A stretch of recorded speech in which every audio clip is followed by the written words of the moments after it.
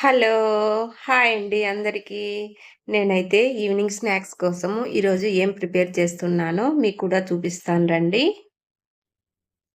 బెల్లం కజ్జికాయలకై కోసమైతే నేను పప్పులు, బెల్లము, కొబ్బెర అయితే ఇలా మిక్సీ పట్టుకున్నానండి. ఇప్పుడు బెల్లం కజ్జికాయలైతే ప్రిపేర్ చేస్తున్నానండి. ఈ బెల్లం కజ్జికాయలైతే మా ఇంట్లో చాలా ఇష్టంగా తింటారండి. కజ్జికాయల కోసమైతే గోధుమ పిండి కలిపి పెట్టుకున్నానండి. బాగా నానింది.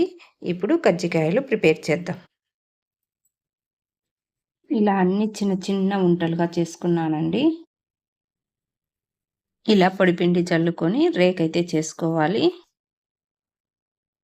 ఇలా రేకు చేసుకున్న తర్వాత అరచేతిలో పెట్టుకొని పప్పల పిండి వేసి చిన్నగా ఒత్తుకుంటూ వచ్చానండి. తర్వాత కజ్జికాయ అయితే అల్లేసాను. ఇలా అయితే మొత్తం కజ్జికాయలు ప్రిపేర్ చేసుకున్నాను చూడండి.